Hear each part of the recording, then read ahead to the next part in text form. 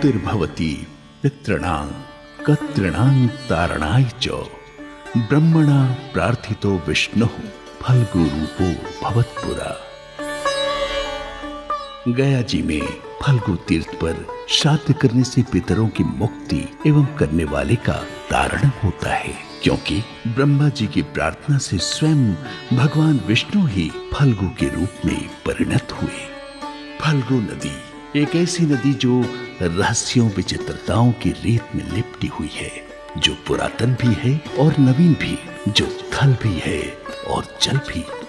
कहते हैं कि कभी जिससे दूध प्लावित होता था और आज साल के अधिकांश महीने जहां रेत उड़ती है, लोकोक्ति है कि सीता माता ने फल्गु नदी को सूख जाने का श्राप दिया। हिंदू मान्यताओं में मृत्यु के बाद मृतक की आत्मा तब तक भटकती रहती है जब तक उसका पिंडदान न कर दिया जाए। विश्व भर के श्रद्धालु पितृपक्ष की अवधि में गया के विष्णुपद मंदिर में पिंडदान को विशेष महत्व देते हैं, लेकिन उन श्रद्धालुओं को धार्मिक अनुष्ठान पूर्ण करने के लिए फल्गु नदी अंतः सलीला की रेत से जल निकालने का दुखद प्रयास करना पड़ रहा था। आवश्यकता थी एक दूरदर्शी सोच और असंभव को संभव कर दिखाने वाले संकल्प की। पितृपक्ष मेले के दौरान लाखों की संख्या में लोग आते हैं। दिक्कत होता था कि वहाँ पर पानी नहीं रहता था। तब हम लोगों ने काफी एक नया काम करना शुरू किया है कि जल की उपलब्धता सुनिश्चित करने के लिए रबर डैम का निर्माण करा है।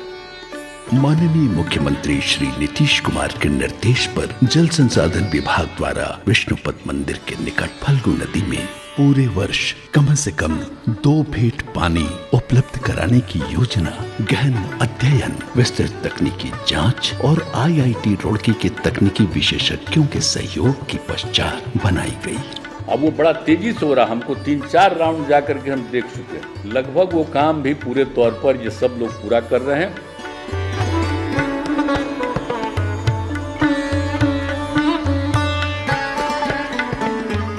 माननीय मुख्यमंत्री श्री नीतीश कुमार की रचनात्मक सोच और माननीय मंत्री जल संसाधन विभाग श्री संजय झा की युवा ऊर्जा ने अपने अधिकारियों, अभियंताओं और कर्मचारियों के समर्पित दल के अथक प्रयास से एक बार फिर असंभव को संभव कर दिखाया। पहले इसका जो डेडलाइन था वो था अक्टूबर 2023 जब काम शुरू हुआ, लेकिन जब मुख्यमंत्री जाकर के वहाँ रिव्यू किए, उन्होंने कहा कि नहीं, कोशिश कीजिए आप लोग इस साल पितृपक्ष 2022 से पहले इस काम को पूरा किया जाए। डिपार्टमेंट ने भी चैलेंज के रूप में लिया और डे नाइट काम करा के 2022 अगस्त तक ये योजना पूरा हो जाएगा। और वो जो असंभव सा एक स्वप्न दिखता था, वो इन सोच और प्रयासों से समय से पहले वास्तविकता में परिवर्तित हो गया। कोरोना जैसे भयंकर महामारी के दौर को झेलते हुए भी ये योजना अपने निर्धारित समय सीमा से 1 वर्ष पूर्व ही बनकर तैयार है और माननीय मुख्यमंत्री जी की सोच के अनुरूप पितृपक्ष महासंगम 2022 में श्रद्धालु इसका लाभ उठा रहे हैं।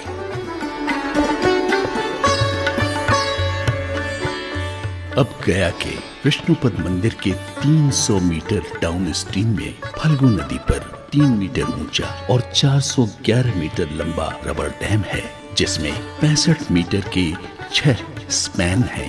माननीय मुख्यमंत्री द्वारा इस रबर डैम का नामकरण गया जी डैम किया गया है।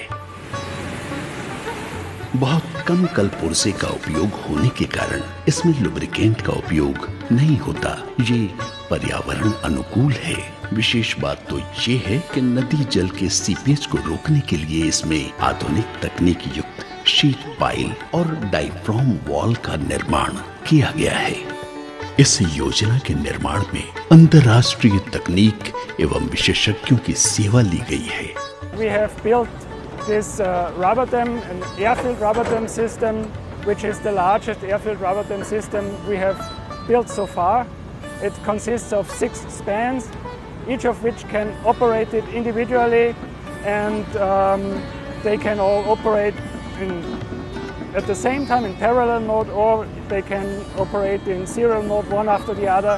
it is up to the operator to decide what mode they apply, and I'm really excited that it got finished so fast. We have international customers, so we also work for Hydroconstruct, and this is one of our largest rubber dams so far, and also the complexest ones. पहले विश्व भर के तीर्थयात्री तर्पण के लिए फल्गु नदी में जल ढूंढते हुए इधर उधर भटकते, क्लांत मन और शरीर से रेत खोदते रहते थे। अब तर्पण के लिए फल्गु नदी में 12 महीने कम से कम 2 फीट जल उपलब्ध रहेगा।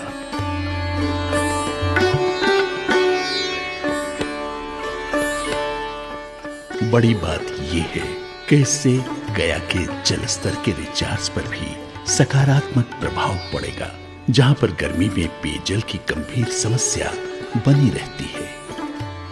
एक विशेष बात तो ये है कि तीर्थ यात्री सीताकुंड जाते थे और बाएं से दाएं तट जाने में उन्हें कई कठिनाइयों का सामना करना पड़ता था।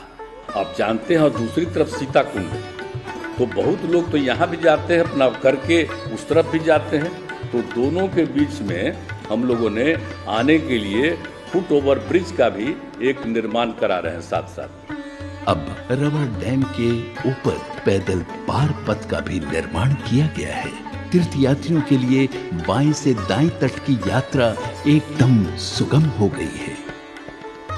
एक बड़ी बात ये भी है कि विष्णुपद मंदिर के सामने घाट छोटा था और तीर्थयात्री अनगिनत। स्पष्ट है, उनके अब तक के कष्ट का अनुमान किया जा सकता है। इस बात को समझा गया और 500 मीटर की लंबाई में पुराने घाट की चौड़ाई औसतन 30 से 50 फीट बढ़ाकर कोटा स्टोन लगाया गया है और इसके साथ 265 मीटर की लंबाई में सीढ़ी का निर्माण कर रेड स्टोन लगाया गया है। इस योजना के कार्यान्वयन से जल संसाधन विभाग की उपलब्धियों में 2 और स्वर्णिम पृष्ठ जोड़ गए हैं। एक, ये देश का सबसे बड़ा रबर डैम है। दूसरा, इसे प्रस्तावित लक्षित समय से 1 साल पहले पूर्ण कर लिया गया है। इस योजना का एक विशेष पहलू ये है कि अब तक गया शहर के वासियों द्वारा घरेलू कार्य के लिए उपयोग किए गए जल का निकास विष्णुपद मंदिर के अपस्ट्रीम में मनसरवा नाला के माध्यम से होता था, जिस कारण श्रद्धालुओं द्वारा पिंडदान के समय उपयोग किए जा रहे नदी के पानी की स्वच्छता को प्रभावित होती थी। इस समस्या के निवारण हेतु बाएं तट पर 752 मीटर की लंबाई में कंक्रीट बॉक्स नाला का निर्माण किया गया है, जिससे शहर के अपशिष्ट जल यानी सीवेज का निष्पादन अन्यत्र किया जाना संभव हो पाया है। मनसरवा नाला के निर्माण को भी रिकॉर्ड 55 दिनों में पूरा किया गया है।